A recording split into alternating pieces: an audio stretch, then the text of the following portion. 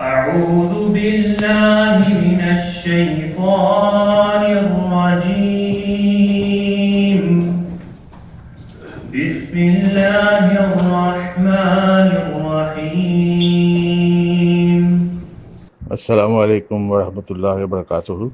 28 ফেব্রুয়ারি 2026 loss অ্যাঞ্জেলেসের প্রধান মসজিদ বায়তুল হামিদ মসজিদ চীনা শহরে অবস্থিত। সেখানে ইন্টারফেথ মিটিং বা আন্তধর্মীয় সম্প্রীতি সভার আয়োজন করা হয়। অনুষ্ঠানের শুরুতে কোরআন তেলাওয়াত এবং তারপর অনুষ্ঠানের বিষয়বস্তু উপস্থাপন করেন আহমদিয়া মুসলিম জামাত লস অ্যাঞ্জেলেসের সেক্রেটারি উমরে খারিজিয়া জনাব আসিফ আরিফ সাহেব।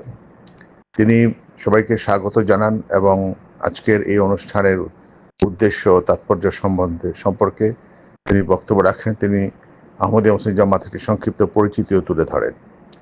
অতঃপর এখানে আহমদিয়া মুসলিম জামাতের মানবিক কার্যক্রমের উপর একটি প্রেজেন্টেশন দেওয়া হয়। সেখানে হিউম্যানিটি ফার্স্টের কার্যক্রম যা পরিচালিত হচ্ছে সেগুলো সেখানে উপস্থাপন করা হয়। এরপর আমন্ত্রিত অতিথিবর্গের মধ্যে কয়েকজন তাদের শুভেচ্ছা বক্তব্য রাখেন এবং এদের মধ্যে কেউ কেউ আগেও এসেছেন, কেউ নতুন এসছেন। তারা এখানে তাদের বক্তব্য উপস্থাপন করেন, শুভেচ্ছা বক্তব্য। এরপর স্থানীয় ইমাম মাওলানা আহমদ সালমান সাহেব তিনি রমজানের উপরে গুরুত্ব আরোপ করে রমজানের উদ্দেশ্য কি, মুসলমান কেন রোজা রাখে, এর তাৎপর্য, যে আত্মশুদ্ধির বিষয়, এই বিষয়গুলি তিনি তার বক্তব্য উপস্থাপন করেন। The Quran reinforces this principle further in another verse. It mentions, "For you your religion, and for me my religion."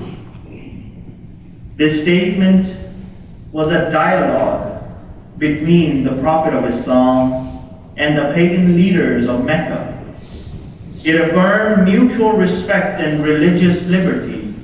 It recognized that individuals have the right to practice their faith, whether Muslim, Christian, Jew, or a Hindu, or any of other beliefs, without coercion or hostility. The sanctity of human life is another central teaching of Islam. শেষে দোয়ার মাধ্যমে এই অনুষ্ঠানের সমাপ্তি ঘোষণা করা হয়।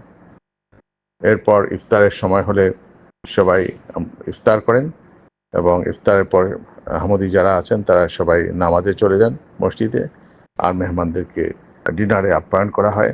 আহমদিরা মাগরিবের নামাজ শেষ করে এসে তারা ডিনার করেন এবং নিয়মিত প্রতিদিনের মতো ডিনার সেরে তারা আবার এশার সময় হলে তারা ঈশার নামাজ পড়ে তারাবি পড়ে তারপরে তারা যার যার বাসায় চলে যান।